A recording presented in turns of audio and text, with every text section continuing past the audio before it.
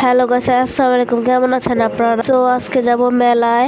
ঠিকানা হচ্ছে ঢাকা মিরপুর স্বপ্ননগর। এই জায়গাটা অনেকেই চিনে। তার আগে বলুন এই শাড়িতে আমাকে কেমন লাগছে অবশ্যই কমেন্টে জানাবেন। তার আগে বলে রাখি এটি আমার বাইরে বিয়ের শাড়ি। যেহেতু আমরা মেলায় যাচ্ছি সুতরাং আমাদের একটি ব্যাগ প্রয়োজন হবে।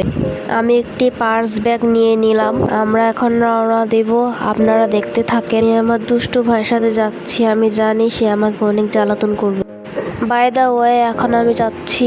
তোমাদের একটি কথা বলে রাখি, তোমরা যারা যারা আমার কাছ থেকে সাপোর্ট চাও অবশ্যই আমাকে ফলো দিবে। আমি সবার আগে বের হয়ে দাঁড়িয়ে আছি, কেন জানি না। বের হয়ে দেখে আমার পাশের বাড়ির আপুর বিয়ে হচ্ছে। সো আমরা তো আর বিয়েতে যাব না, আমরা যাব মেলায়। সো ওখানে যাব। বউকে দেখতেই পাচ্ছি না আমি। সো এগুলো দেখে আমার লাভ নেই। আমরা এখন রওনা দিচ্ছি, মেন রোডের দিকে যাচ্ছি। মেন রোডে কত গাড়ি দেখছো তোমরা? বেশি গাড়ি দেখলে আমার আবার ভয় লাগে। তোমরা আপুকে বেশি বেশি করে লাইক করবা আর ফলো দিবা, ঠিক আছে? অবাকের কিছু নেই, এটা আমার ছোট ভাইয়ের ভয়েস। কি মিষ্টি, সারাদিন জ্বালাতন করে তাই বুঝতে পারি না। আমার পায়ে হেঁটেই যাচ্ছি কারণ এই মেলাটা আমাদের অনেক। সো তোমরা দেখতেই পাচ্ছ আমার পৌঁছে গিয়েছি অলরেডি। এখন ভিতরে ঢুকবো।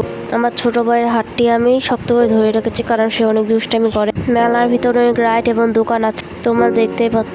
আমার সবচেয়ে পছন্দের নাগরদোলনাও আছে। আমরা এখন নাগরদোলনায় উঠবো। আমরা এখন টিকিট কিনেছি, এখন ওয়েট করতে একটু ভালো লাগে না আমার। সো আমাদের সময় হয়ে গিয়েছে, এখন আমরা উঠবো। এই দেখেন আমি এখন নাগরদোলনায় উঠতেছি। তোমরা যারা ভাবছো আমি নাগরদোলনা ভয় পাই, আসলে আমি একটু ভয় পাই না নাগরদোলনা। আমার নাগরদোলনায় উঠতে অনেক বেশি ভালো লাগে। আমি এখন বসে আছি কখন চালু করবে বলে। সো রাইড শেষ করে আমার ম্যাজিক কার্পেটের সামনে দাঁড়িয়ে, কারণ আমার বড় ভাই ম্যাজিক কার্পেটে উঠেছে। দেখেন ম্যাজিক কার্পেট কিভাবে দুলছে। সো আমার ভাইয়ের দেখা দেখে আমরাও টিকিট কিনে লাইনে দাঁড়িয়ে পড়ব। কত লম্বা লাইন ভাই। সো আমাদের সময় হয়ে গিয়েছে, এখন আমরা উঠবো। আমার অনেক হাসি পাচ্ছিল, কেন জানি না।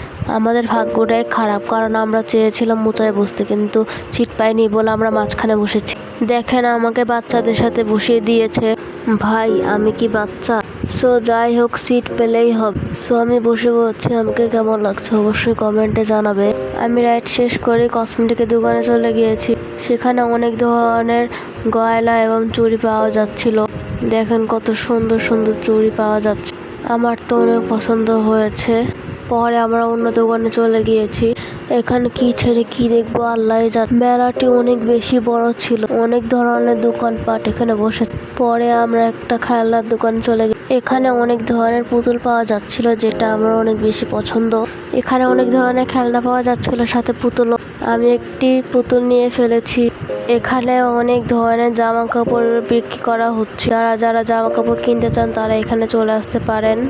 কম দামে অনেক সুন্দর সুন্দর জামা কাপড় বিক্রি করা হচ্ছিল। যারা হিজাবি আপুরা আছেন তারা এখান থেকে বোরখা হিজাব কিনতে পারেন।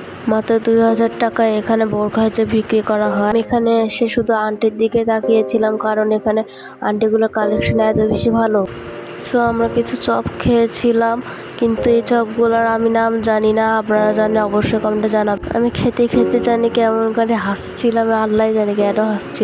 ভিডিওর সামনে এসে একটু নার্ভাস ফিল হচ্ছে তাই হাসছিলাম মনে হয়। এগুলোর টেস্ট অনেক বেশি মজার ছিল। এখানে বাচ্চাদের রাইডই বেশি দেখি। পরে আমরা পুডিং নিয়েছিলাম, এগুলোর দাম মাত্র 60 টাকা করে। এই পুডিংয়ে একদমই মিষ্টি নেই। ডায়াবেটিস রোগীর জন্য এই পুডিংটি ভালো আছে। আমার মোটামুটি লেগেছে। পরে আমার ভাইকে একটু খাইয়ে দিল। আমার ভাই অনেক বেশি দুষ্টামি করে। খাওয়ার পর তার রিয়াকশনটা একবার দেখেন। আমার এই মেলাটি অনেক ভালো লেগেছে, কারণ এখানে সবকিছুই আছে।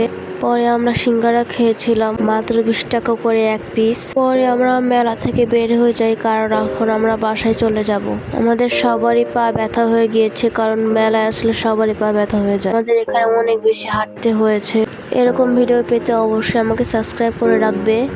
বিজয় দিবসের ব্লগটি অনেক দেরি করে দেওয়া হয়েছে। আমার অনেক ভালো লেগেছে মেলায় এসে, তোমরা এখানে আসতে পারো।